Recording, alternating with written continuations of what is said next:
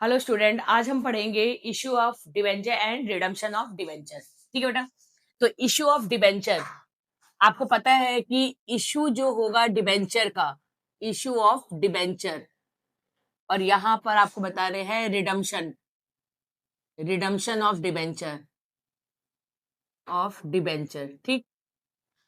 Issue of debenture के time में at par पे इशू किया जाता है।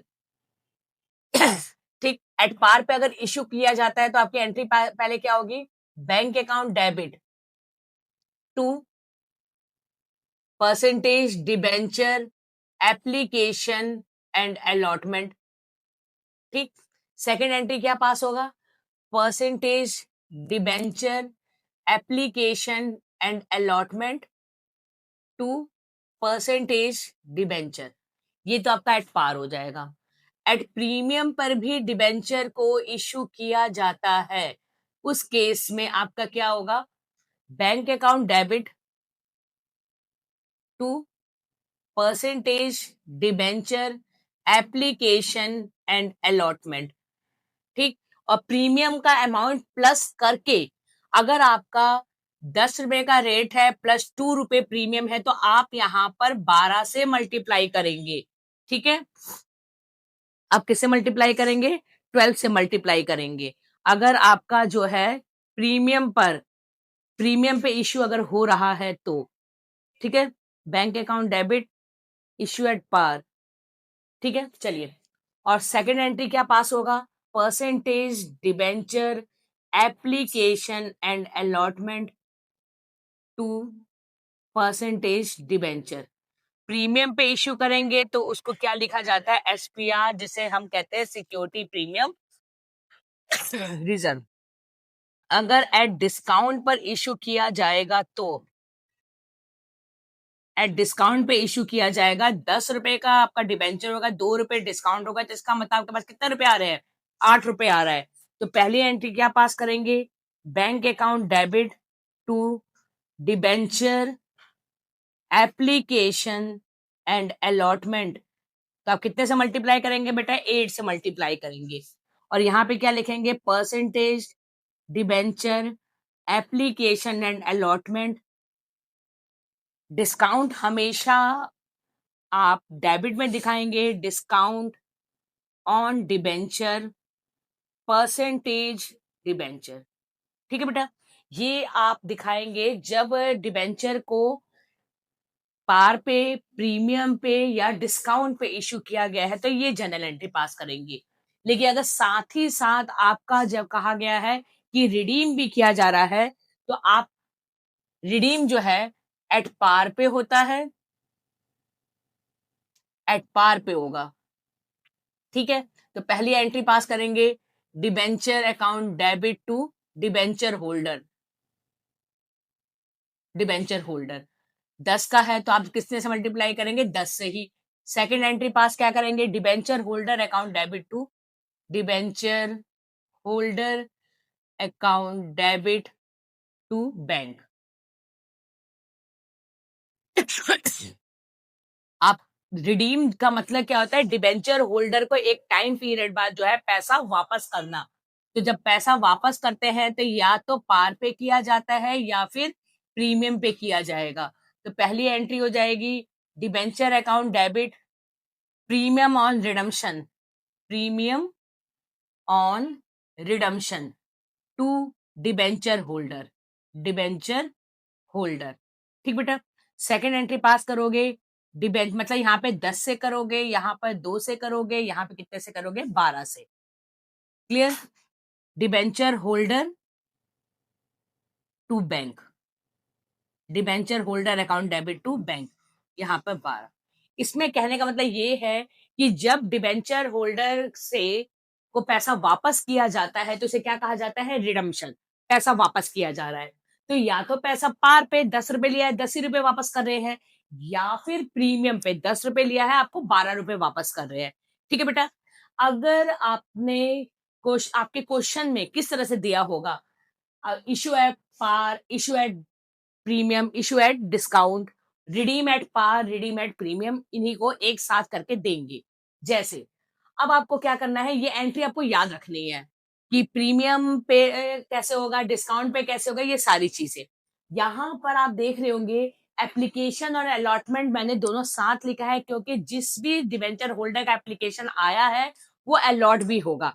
तो आपको यही दो दो एंट्री सब में पास करनी है, जैसा आपसे क्वेश्चन में कहेगा। क्लियर? इसके बाद अब हम क्वेश्चन में दिखाएंगे कैसे। आप अलग अलग भी इफेक्ट दिखा सकते हैं और इसका इफेक्ट एक साथ भी दिखा सकते हैं। कैसे एक साथ दिखाएंगे?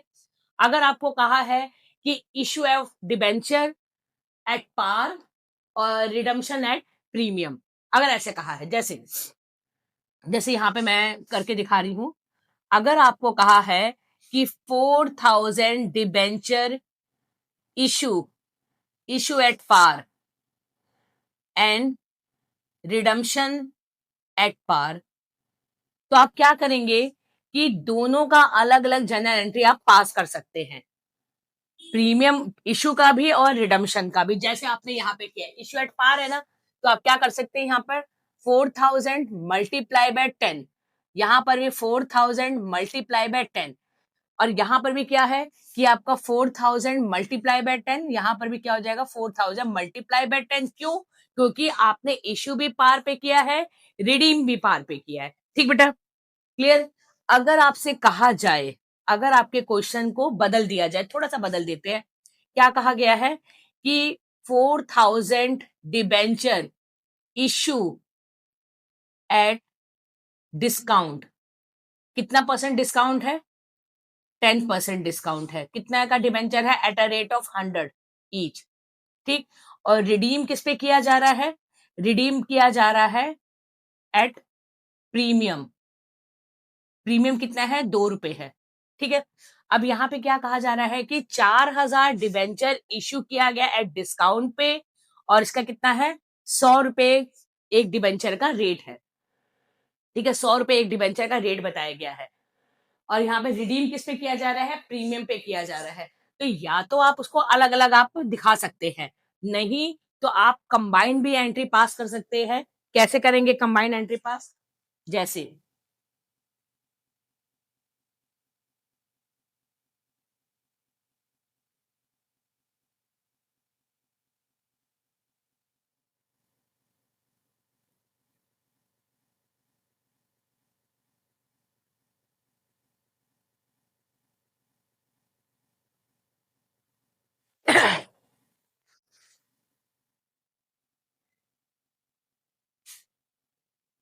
जैसे आप कैसे पास करेंगे?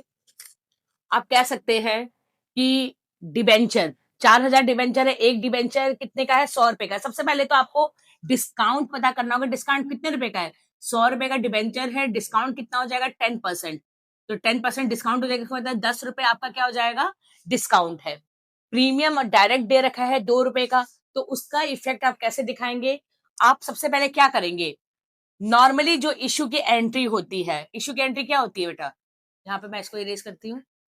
यहाँ पे इशू की एंट्री क्या होती है? Bank account debit to percentage debenture application and allotment. कितना डिबेंचर है आपका? 4000 डिबेंचर है। 4000 मल्टीप्लाई बाय 100 का था, 10 रुपए डिस्काउंट है, तो पब्लिक आपको कितना रुपए दे दे? 90 रुपए ना बेटा। तो 90 रुपए से आप मल्टीप्लाई करेंगे। सेकेंड एंट्री क्या आप करेंगे? परसेंटेज डिबेंचर, इसका इफेक्ट दिखा रही, इस क्वेश्चन का इफेक्ट यहाँ पे दिखाया जा रहा है। Debenture application and allotment. अब देखिए, मैंने आपको यहाँ पे बताया था कि अगर आप इशू डिस्काउंट पे कर रहे हैं तो डिस्काउंट हमेशा क्या होता है? डेबिट होता है। Discount on debenture to percentage debenture. ठीक बेटा? परसेंटेज डिबेंचर, इसके लिए थोड़ा सा टू परसेंटेज डिबेंचर कितने का आपका है? 4000 मल्टीप्लाई बाय 90, यहाँ पे कितना हो जाएगा? 4000 मल्टीप्लाई बाय 10, यहाँ पे कितना हो जाएगा? 4000 मल्टीप्लाई बाय 100। ठीक बेटा? अब आप देखेंगे रिडीम किस पे हो रहा है? प्रीमियम पे हो रहा है, तो उसका इफेक्ट भी इश्यू के टाइम पे दिखाएंगे। तो उसको क्या लिखा जाता है? अगर पार पे रिडीम होगा तो आप कोई इफेक्ट नहीं दिखाएंगे इश्यू के टाइम में। अगर आप कंबाइन एंट्री पास कर रहे हैं, आप कंबाइन एंट्री पास कर रहे हैं और आप रिडम्शन का को अगर प्रीमियम पे इश्यू कर रहे हैं तब तो उसका इफेक्ट दिखाएंगे, लेकिन अगर रिडीम पार पे हो रहा है तो उसका इफेक्ट हम अपने बुक में नहीं दिखाएंगे। तो अगर प्रीमियम पे तो आप एक बार क्या लिखेंगे, इसी को एक बार क्रेडिट में लिखेंगे टू प्रीमियम ऑन रिडम्शन, और इसी चीज को डेबिट में लिखेंगे loss on redemption of debenture. कितने का डिबेंचर है? 4,000। 4,000 का डिबेंचर है, 2 रुपए प्रीमियम है। यहां पर भी आप सेम अमाउंट मेंशन कर देंगे। क्लियर? ठीक है, एक बार देख लीजिए।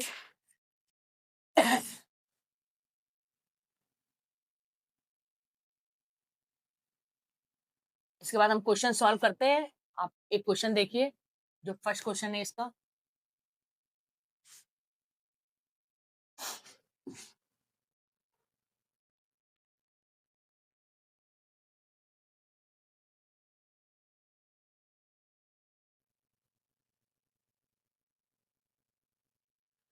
क्वेश्चन देखिए, क्वेश्चन क्या लिखा हुआ है? 2016 L&B कितना आपका डिबेंचर है? 635, 9% डिबेंचर, 500 ईच है। 500 ईच। मैं देखिए इसको,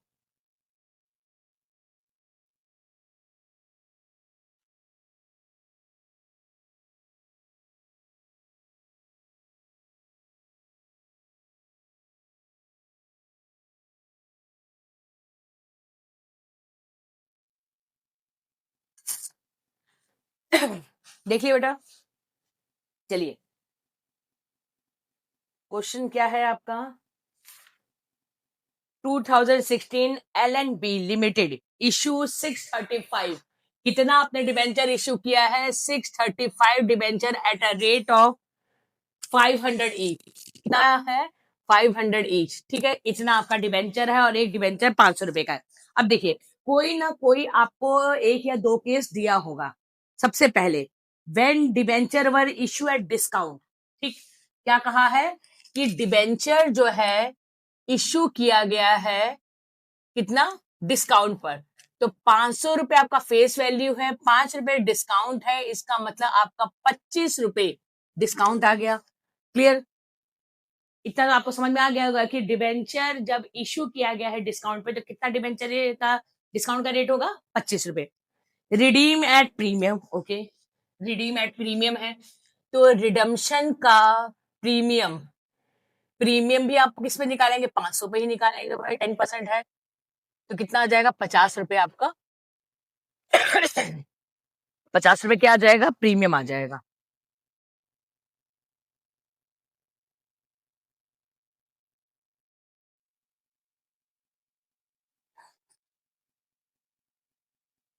ठीक, इसको एरेज कर दिया है। एक बार ट्राई करिए कि इशू एट डिस्काउंट है और रिडीम एट प्रीमियम है, तो उसका जर्नल एंट्री अगर आपको कंबाइन करना होगा तो आप कैसे करेंगे? एक बार ट्राई करके देखिए, फिर मैं आपको करवाती हूँ। क्लियर हो जाएगी ना कि आपको थोड़ा बहुत समझ में भी आ रहा है कि नहीं। इंपॉर्टेंट भी है ये, ट्राई करें।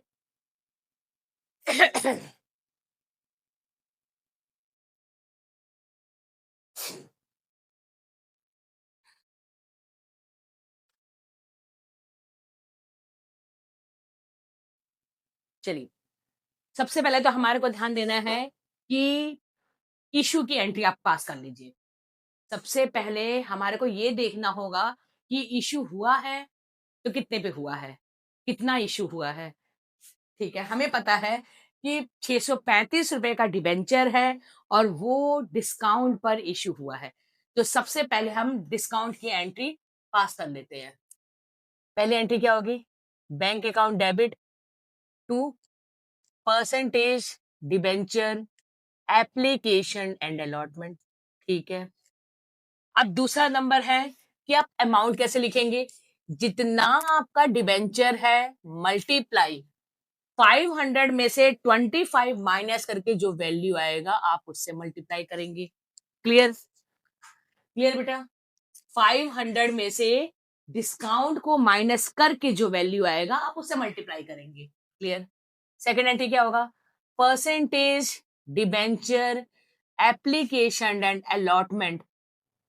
ठीक, 2% डिबेंचर डिस्काउंट पे इश्यू हुआ है, तो हमने आपको बताया है कि डिस्काउंट हमेशा क्या होता है? डेबिट होता है। डिस्काउंट और डिबेंचर कितना है आपका?